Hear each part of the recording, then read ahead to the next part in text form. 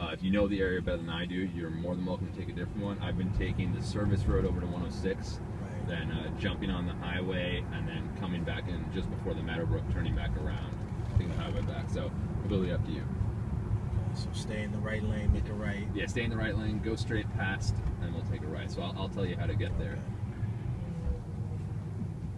I'm just reacclimating myself. I lived here for 5 years of 5 years of school and high school. Before that, I grew up elsewhere, and then after I went to DC. So vague memories. It's all coming back to me. Three days here, so I'm starting to get my bearings again. I love DC. So do I. But they wanted me to open up a new location here. You're probably going to see a supercharger, a service station, and a sales office in Syosset. Okay, I was wondering where the supercharger's going to be. Okay. Well, there's already a supercharger at JFK.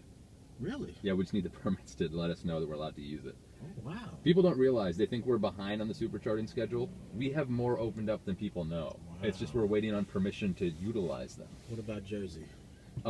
Jersey's another one that we need permits. We need permits. And another thing, too, is with Jersey, it seems to be, in terms of customer base, more of a transition state to go from one location to the next. So you're probably going to see a focus in Georgia, focused in the Carolina, and then Northeast this year.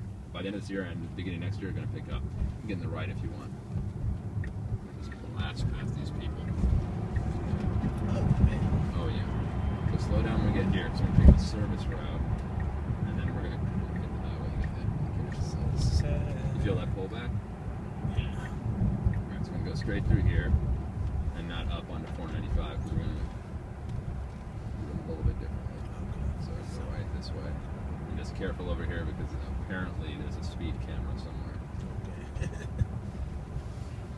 But we've been doing 40, 45 and haven't had any issue. How does it feel acceleration? Yeah, I wasn't able to do that in my last test drive. Oh, we'll get plenty more of that, don't worry.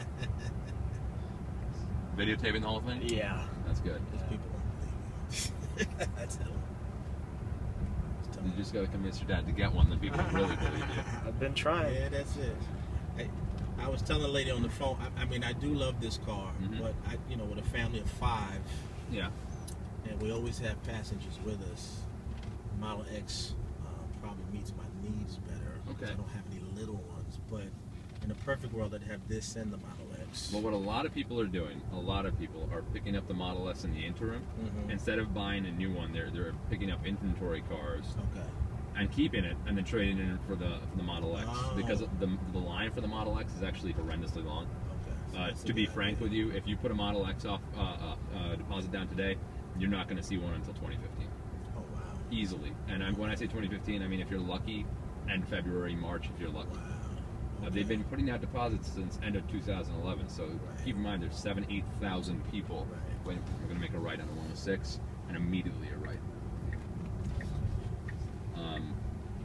But yeah, so my opinion, even if you're Model X people, the best way to do it is to get sort of oriented with electric lifestyle by getting the Model S and then going to the Model X after. And honestly, if you end up falling with the Model S, you might stick with it.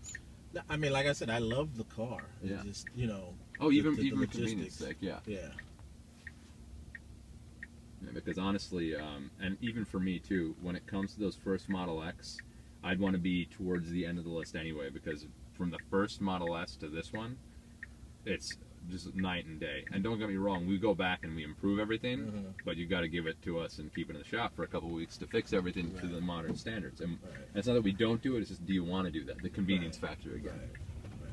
So it's like any other product. When it comes out, you just get the bugs out. Exactly. We just did it so quickly, immediately to our right here. And now, am I jumping on? Yeah, right here, and enjoy these twist turns and have some fun with it.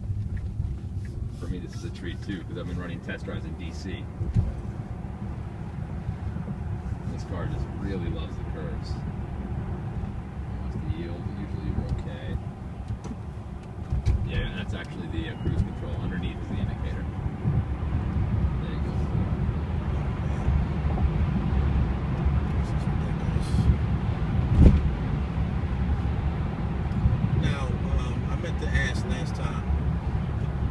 There's the air suspension and then the regular spring suspension. Yes. Is there a big difference in the ride quality?